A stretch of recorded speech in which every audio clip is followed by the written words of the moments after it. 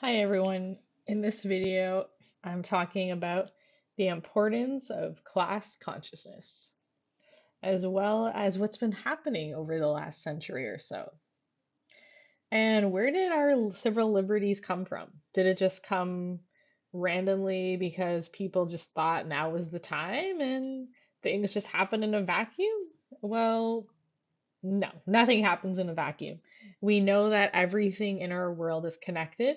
And this is exactly why one of my number one favorite quotes of all time, which is saying a lot because I have so many, but the number one or one of them is by James Muir, which he says, when you tug at one thing in nature, you find that it is attached to the rest of the world. Um, so this points to the idea that actually vacuums don't exist, that actually we're all connected. And anything that says otherwise, like anything that says, oh, we're alienated and we're in isolation, that's actually an illusion or a myth because we know that we need each other. We know that we need to rely on each other. So if that is all true, which it is true that we do need each other, then why is the West so hyper individualistic? Well, it is designed that way on purpose so that we remain powerless, so that we remain politically powerless. Because when we are all isolated, we have no sway at all. Okay? We might be delusional and think that we do, but are we really affecting any change in a meaningful way? When we're isolated and not working with others? No, obviously we're not. So, this is why it's so important that we understand the importance of number one, class consciousness, which is becoming aware of the world, which is how the world works, becoming aware of your role in the world. So, because you are alive, you are part of this world, it's important that you realize that you are not just an NPC, you are not just a non playable character, you're alive. So, it's time that you act like it. It's time that you show your liveliness by becoming aware of the world, how the world really works. It really makes no sense to live a life and to not understand these basic things. It's kind of like living an unlived life, right? It's sort of like giving your life away. So you're technically alive, but politically speaking, you're dead, right?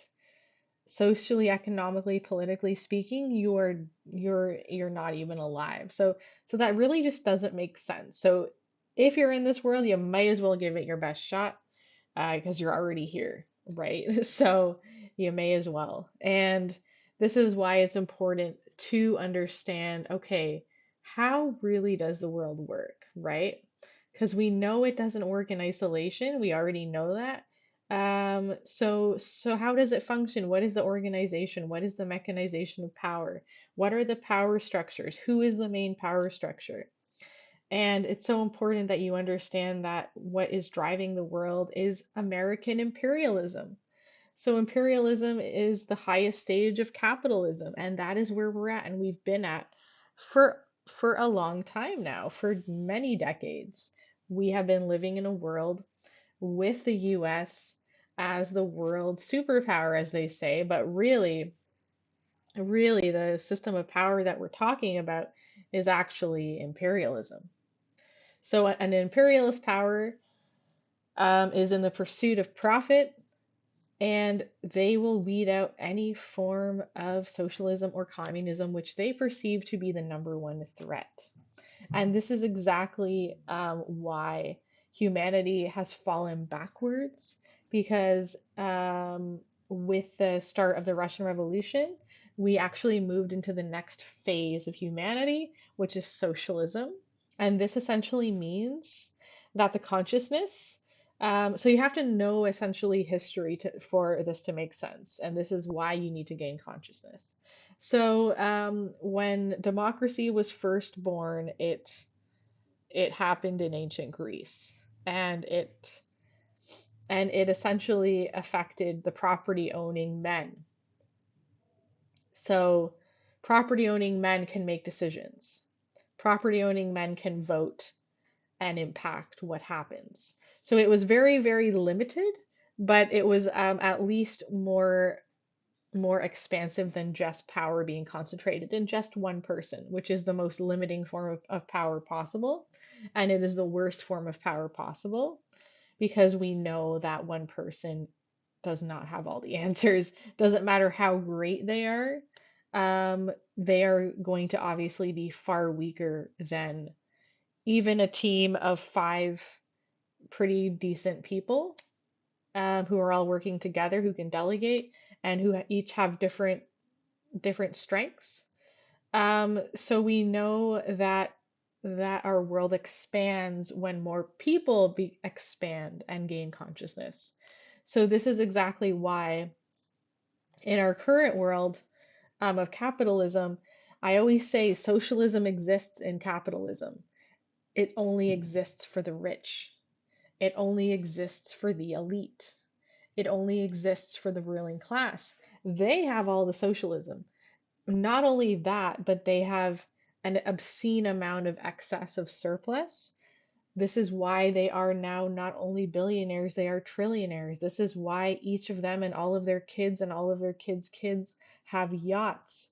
This does not make a society good. In fact, it actually makes a society the opposite of good. It makes it very imbalanced, and it actually makes the poor poorer, and it reduces consciousness because they are not going to become any more good, any more smart. They are not going to increase our consciousness by them becoming super abundant to the point that they are getting their abundance off of our backs. Okay, they are extracting our value in the form of profits from our work as the working class. So that is where they're getting their superabundance. They're getting it from us. They are taking it from us. And they do this through the mechanization of the state, of the capitalist state, and the inequalities that it perpetuates every single day. So it's so important that we understand this, that we understand um, how do these developments resolve and who's it coming from? It's coming from you. It's coming from me. It's coming from all of us. That is where their wealth is coming from, right? Because they are a parasitic class. They are not producing anything. All they're doing is taking, right? And they're creating the illusion that they're actually doing something, but they're really just parasites of the zenith degree. So that really is what the ruling class is. Okay. Um, just imagine these parasitic things, and that is what they are on the working class. So we want to get rid of that. We want consciousness to expand to everybody. We want everyone to understand how the world works. We want everyone to be a stakeholder in the world. That is really what socialism is. Every single person is a stakeholder in the world, in the future. Everyone's needs are being met. Okay, that is so important. Everyone's needs are being met so that they can reach their full potential. Because right now, the only people who can reach their full potential are the ruling class. They can go bankrupt and they will get a bailout. They can do no wrong. Okay, they are like the saints of our world. Not because saint is a social construct, okay? It's not real. It's something that we have created. Out. It is essentially um, in my book I say how a saint is a person who upholds the hegemonic beliefs of a power structure. It just so happens that I based it off of the religious one of the Vatican. But we can also talk about the saint of the capitalist system would be the imperialist, right? Would be Donald Trump, who is the most regressive leader that we've had in a long time, in decades. We've had all regressive leaders for a long time, but he's actually the most regressive leader, Trump, because he's Reagan all over again, and undoing what few rights we have left. He is undoing them at rapid speed. And it's so important that we understand Where did our rights come from? So did they just happen because a bunch of people just somehow got the upper hand out of this extremely corrupt system? Um, or did it come off the backs of the Soviet Union? Well, obviously, it came off of the rise of the first worker state, which is the Soviet Union. This is exactly why we saw a whole bunch of these rights occur during the time of the Soviet Union, which is, you know, in the beginning of the 20th century. And what ruling classes would do is, in order to prevent socialism, is they would increase rights in a society. So we can essentially have a causation that yes, the Soviet Union, the rise of the worker state, socialism gave way to socialist like results, obviously. This is why we saw the rise in women's rights and indigenous and African Americans. It did not just happen randomly. It happened as a result of this huge movement that happened in Russia and all over the world. But in Russia is where things were taken, um, you know, to where they should have, which they brought humanity to the next stage of evolution, which is socialism. So imagine, like we know in ancient Greece, when consciousness was extended but still very limited to property owning men of Athens, I believe, right? So it expanded from just one person, but it was still very limited.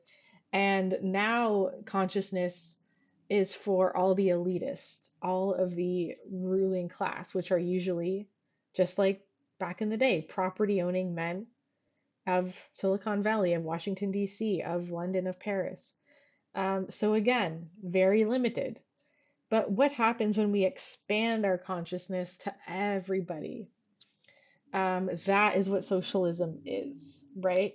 When everyone is in solidarity with each other, when everyone is working together, okay?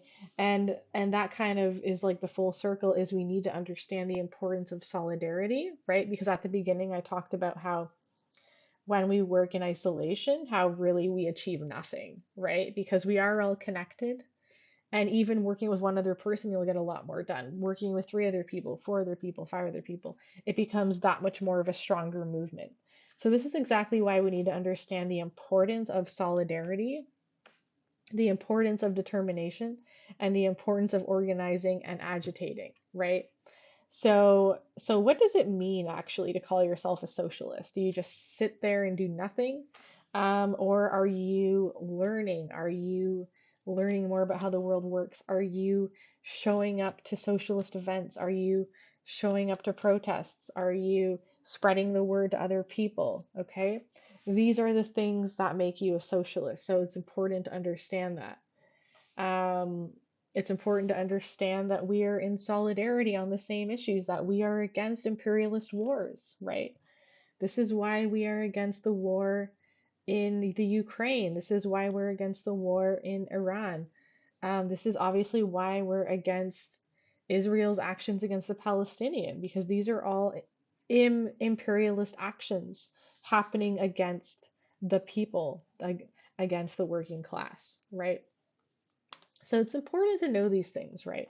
Because many people today are alienated, right? Just like how, um, school children are alienated from the working life. The average adult is completely alienated by how the world really works, by what their government is really doing. So we don't want that. We want people to know. We want transparency. We want understanding, right? This is why we're about increasing consciousness, right? Of the working class. So it's so important to understand that. I hope this has helped. I'm going to leave it there.